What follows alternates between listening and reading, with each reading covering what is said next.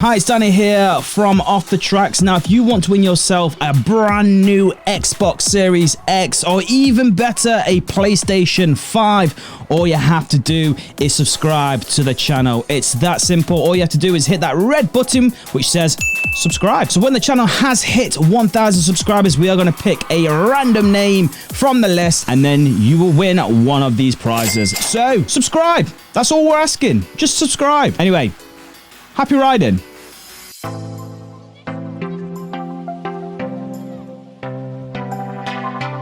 Hello and welcome to Off the Tracks Front Row. This is where we interview YouTube creators, theme park enthusiasts, and now for the first time, directors from major attractions all around the world. Today we have a very special guest indeed. I feel very honoured to take a few moments of this man's very busy schedule. We have a director from the Mellors Group, who you may know as the owners of Fantasy Island at Inversion. So hello James, how are we doing? Hi mate, yeah, I hope I'm sitting further enough back for my head to fit in the camera shot now. You've just bigged me up so much about being very honoured. No, not at all, not at all. It's it's amazing to have you on, and it's a bit of a surreal moment to be talking to you now, to be honest, because Fantasy Island has always been something that I've sort of held very close to me growing up. It's something that I always visited on a regular basis. It was always like a Saturday or a Sunday afternoon, just go to Fantasy Island, enjoy the sunshine, enjoy the rides. And it's great to watch it grow so much and watch it change throughout the years. So I'm just going to go straight into the questions, if that's okay. Go for it. So I think for a lot of people watching this, they might not necessarily know who you are, but they know sort of what Fantasy Island's about. So can you just give like a brief history of your life so far, and how exciting your life has been? Because it's been crazy from what I've heard. It has been crazy, but I don't know how to make it brief. I think that's the biggest thing.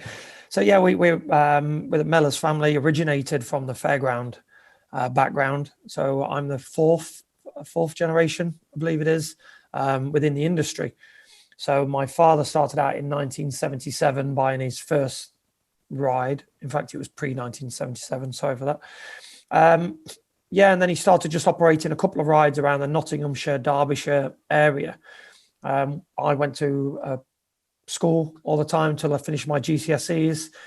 In between, though, working on the fairgrounds, working on rides, weekends. So even from a very young age, really from probably 10 at times, and then working up. If I was just doing the cash at the main fairs, doing what I could, but I'm setting up, breaking the rides down, to just carrying the wood, to eventually running rides. Me and my brother then took the rides from the age of when I was 17, 18. We went from 2 rides and just built up and up and up till eventually we had roller coasters, river rapids, a Big Ben Tower, space rollers, frisbees, and we bought rides quite quickly year on year.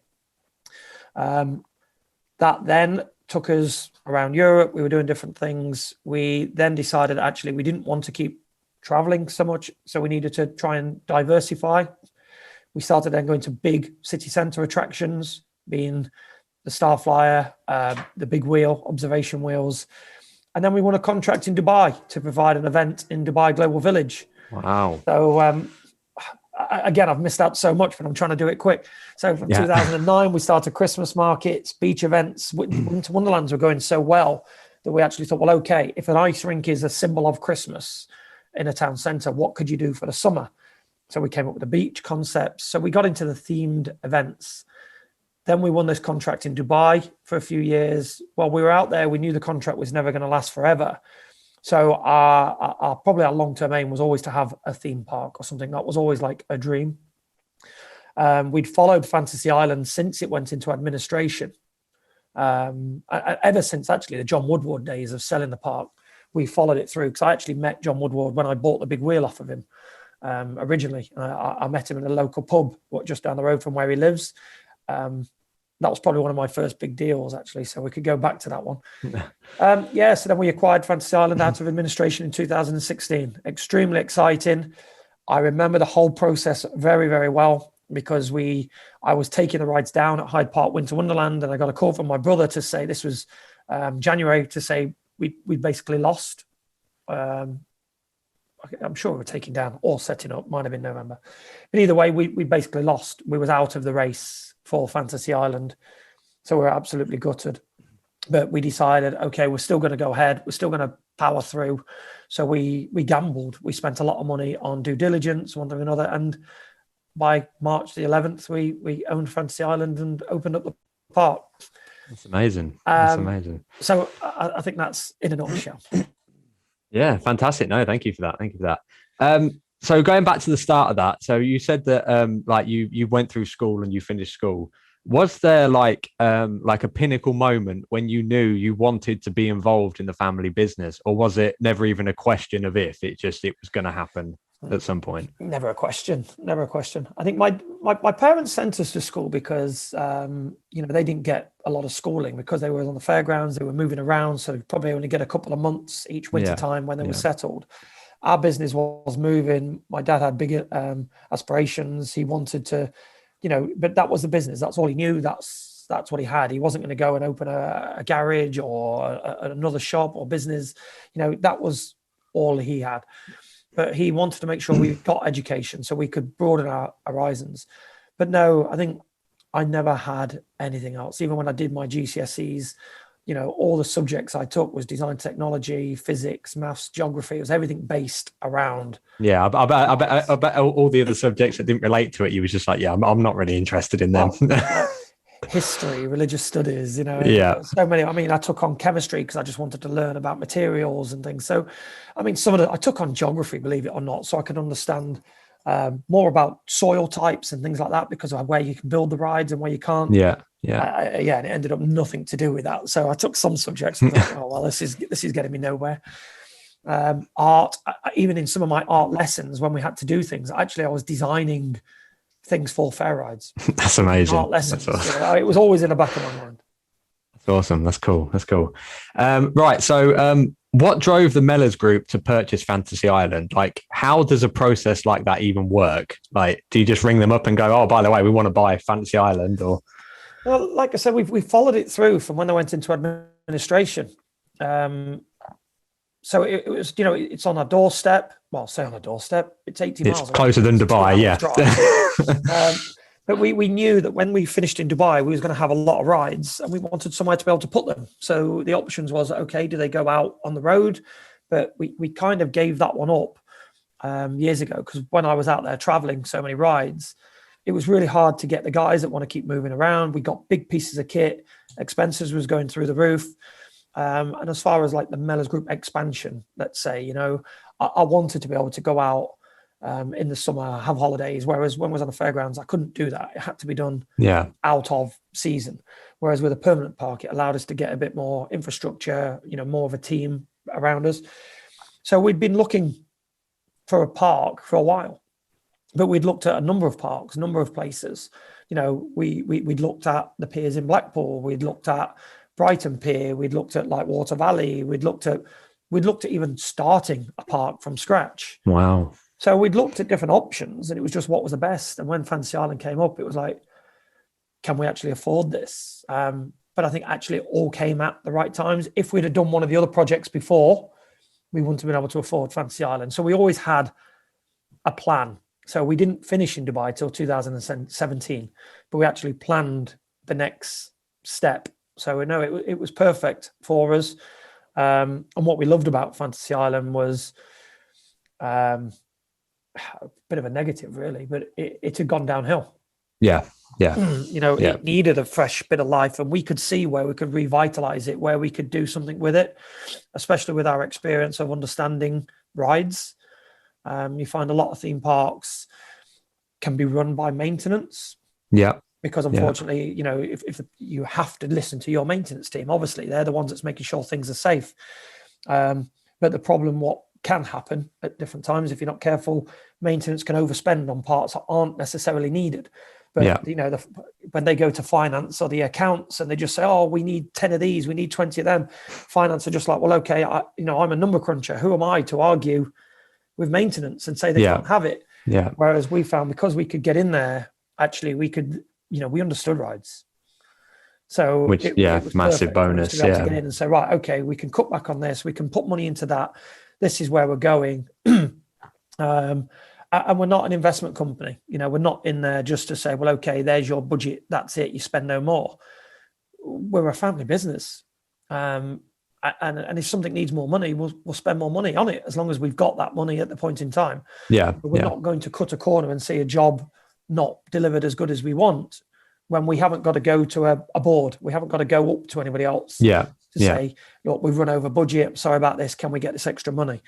So no, Fantasy Island, everything was perfect for us. And we've enjoyed being there. Can't believe 5 years has gone so quick. I know, it's gone fast, isn't it? It's like I noticed a real difference once you guys took it over. It's like you say, it's like all of a sudden it just had like a new lease of life. Everything was freshened up. It was just a completely different place, and I think it was definitely the right move for Fantasy Island to have that sort of fresh insight and fresh investment into it. Yeah, well, one of the main things when we walked around, I mean, I took my kids, Edward took his family, so I took my wife and the kids, and we went around touring all different parks and different places.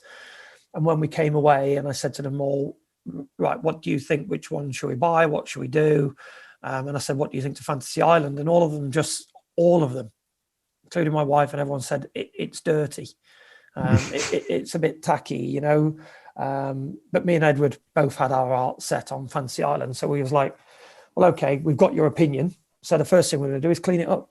Yeah. And that was, just where there was no control, unfortunately, over those few years. Signage was just stuck everywhere. It was like, Dayglow Market signs and square signs. There was no consistency in branding.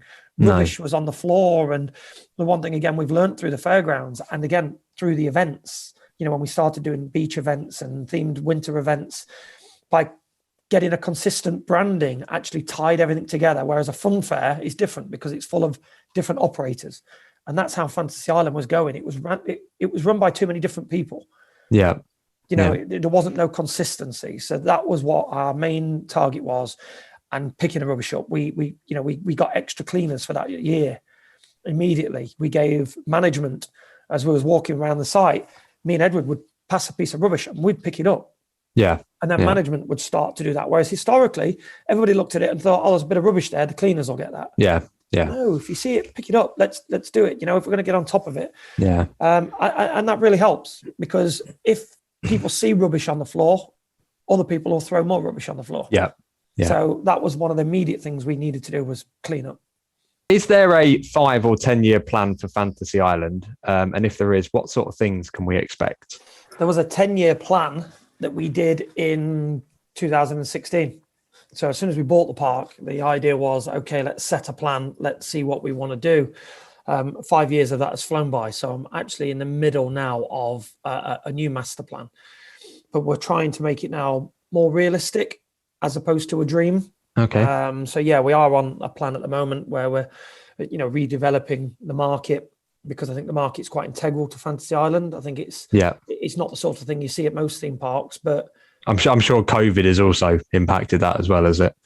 It definitely impacted the plans, because some of that should have been done last winter. But again, now we're working on a complete master plan for redevelopment of areas, and then allowing us to have new roller coasters, hopefully going forward, new attractions, more space, on-site hotels. So there's lots of vision, but we're trying to do it in a, if all goes to plan, then we'll be here in 10, 20 years time. If everything doesn't go to plan, well, then the hotel will be the last one. Because when you're developing, you can't just build a hotel. Yeah. People are going to stay. People have to have a reason to want to stay in the hotel. Okay. So it's almost, but then you can't go and spend a load of money on a new roller coaster if, the people aren't going to commute. So it's just getting things in the right order and building it up slowly. It's a bit like almost, I'm going to say chicken and egg, but which bit do you need to put first? Yeah. To make it work, unless you've got an unlimited budget where you can just build it. And unfortunately, we don't have that unlimited budget. Yeah. So if you can build a Disney World, then people are going to come. But we don't have that budget. We're working off the people that come to Inversion.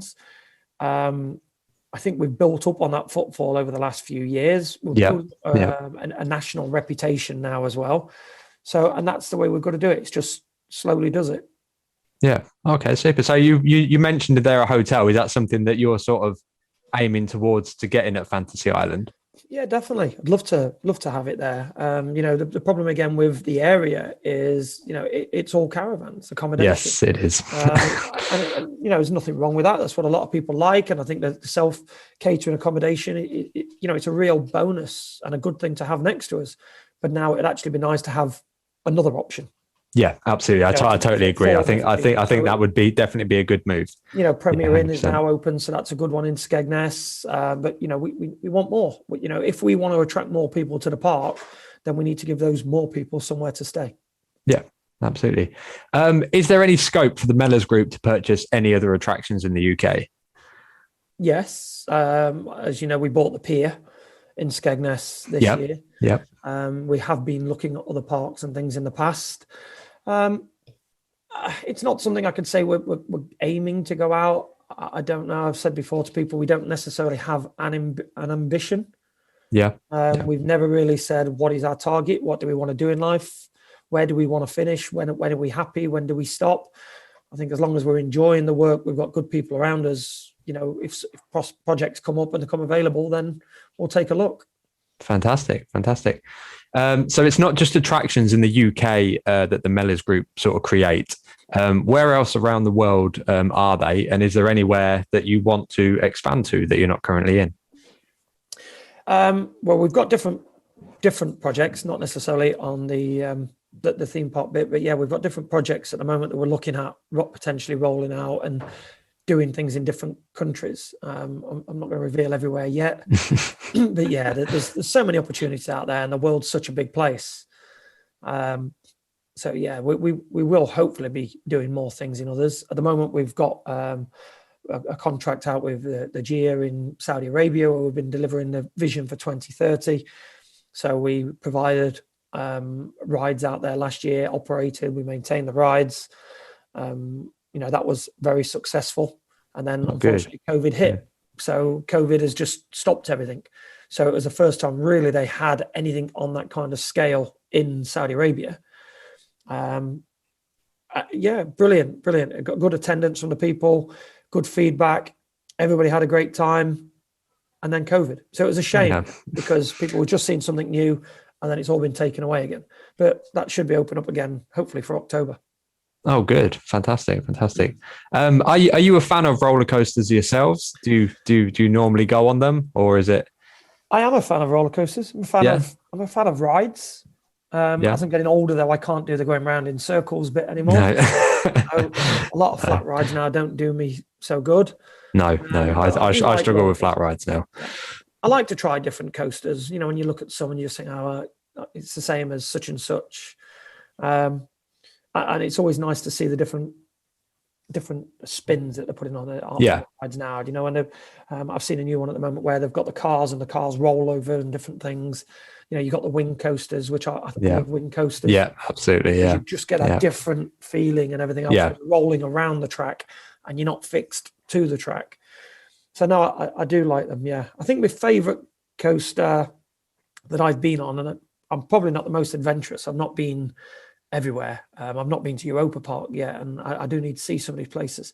Yeah, one of my favourite ones I've been on is Manta. Yes, yeah, I get that. Yeah, I know you've got Galactica or Air at Alton Towers. I don't think that compares. It just doesn't have it. Doesn't have it. I mean, it just seems to glide, and you go around the water and the trees, and yeah, it's a real smooth gliding, feel good coaster. Yeah, it's really, really nice one. That is, yeah, absolutely. So are there any plans for a new, because I know you have obviously your traveling rides. Are there any plans to put a fixed roller coaster at Fantasy Island? Yes.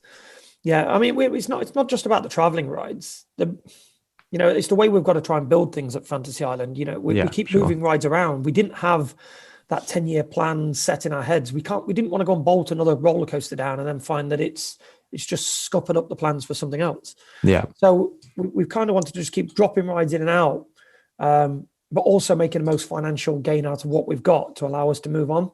Yeah. We've got the spinning racer. Great. Let's drop it in there, and then we can move something around, give the place a change. We don't have that much land, unfortunately, where we can just keep adding. Yeah. If we go and take up more of the car park, it's back to what I was just saying a moment ago. If you take up the car park, you can't get as many visitors in.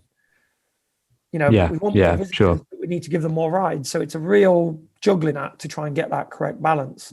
So yes, I'm sure we will have more fixed rides and bigger rides. We're not just a one-trick pony, so it won't be just fairground rides. But what they have done is allowed us to keep revitalizing the place over the last 5 years. Whereas you go to theme parks, it is pretty much the same thing. Yeah. You've just got to look at Thorpe Park. They haven't had a new coaster for I think it was 17 years that we counted out the other day. It's difficult for them, and that was a good thing about what we do. Putting rides in and out and moving things, you're able to keep things fresh. Absolutely, yeah. And I think me and Danny actually went down to Fantasy Island a couple of weeks ago now, and Spinning Racer was fantastic. I absolutely really enjoyed that ride. It was really, really good. Good. Again, it's a good addition for us. It's something that's different. It's compact, so it was perfect when we got it at the time. Yeah, super. Is there anything you can can you give us any teasers about the new attractions that are being offered this year inside the pyramid? Well, I think they've kind of been released now, haven't they? So everybody knows what they're going to be. So yeah, we've got a robo arm, which is the Guardian, which is going inside the pyramid. So again, the pyramid, for other people that don't know, is one of the biggest indoor entertainment areas in the country. It's massive. It's huge. And the idea of that is that we wanted to have some older attractions. We put the Crazy Golf in there in one of the first years. We darkened the roof out because we wanted to give it an environment. We've got the mountain shows. So we wanted to give, Invermeld, Skegness, UK coast, we don't get the best of weather and people are there on their holidays. So we wanted to be able to give people something to do on those rainy days. How do we get more people to travel out to Skegness? Okay, we need to give them something to do when it rains. And that was the idea. So we needed to have some more attractions in there. Crazy Golf is great for dwell time because you can play golf for an hour. Yeah. If it's raining, people can get in there, at least stay dry. Then we needed another attraction for the thrill market because there wasn't enough indoors. So that's where the Kuka arm comes in, because it's a good attraction. It doesn't take up a lot of space. It's something we could fit indoors. I've heard that it's quite intense as well. The one you've gone with. Well, I haven't rode it yet. So once the program's up and running, and obviously the ride cycle is fully programmed, then it'll be interesting. But the idea, yes, it is supposed to be quite an intense one. It's we don't want something that's just not going on a simulator. It's supposed to be on a ride. So looking forward to that one being completed. And then the other one's a dark ride with a shooting. So again, when I go to Disney with my kids, the ones that we always go on and have the fun on is the dark rides. Yeah, absolutely. So the shooting, with the cars going around. So on that one, we've had our own content designed, which has been really interesting. Wow. So it's not a ride that you'll see anywhere else. It's a bit like, obviously, Toy Story is Toy Story. This one is a Fantasy Island content. Even some of the characters in there, again, because it's family, was drawn by our kids. Wow. Okay. That's really exciting. That's a nice little Easter egg. Kids, draw a little character. What's yours? And then we took their inspiration and turned them into characters to use in the dark ride. That's amazing. Even some of the names of the characters and different bits, we've tried to, just think where we're putting it, just to put that little bit of a family touch and things to some of it as well. Yeah, no, that's really nice. That one's good because, again, if it's raining, everybody loves to get on a dark ride, have a shootout, see who can get the most points. Yeah, I think also the UK is lacking in good dark rides, and to see that come into Fantasy Island is really exciting. I'm hoping it will be one of the best in the country. I'm hoping. Wow, that's fingers crossed. Fingers crossed with the content that we've got in there. However, again, we don't have the budgets of some other operators and other big parks. Sure. Yeah. I just want to jump over to Halloween quickly because I'm all about Halloween. I love Halloween. It's my favorite time of year. So Halloween is becoming massive in the UK now. What are the plans for Halloween season, either here in the UK or are you doing anything overseas at all? No, Halloween, really, we're just concentrating on the UK. Again, this was something, obviously, America's been big on Halloween for years, and I could never understand why, if you want me to be honest with you. One day, I just don't get it. But we wanted to extend the season at Fantasy Island, so we started the Halloween things there. The other things I couldn't understand myself is, why do people want to get that scared? But you know what, they do, and I do get it now. Now I've done a couple of those scare attractions.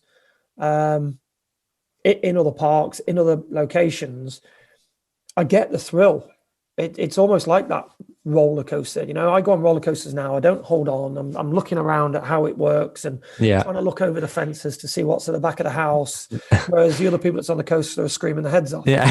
And that's the scare attractions now. The scare attractions, they're exactly the same as going on a roller coaster, but in a different way. You don't know what's going to happen.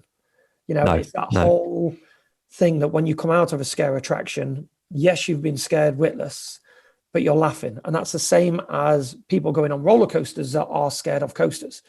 They're gripping on, they close their eyes, they scream, they shout, they swear. And then when they get off, they laugh about it.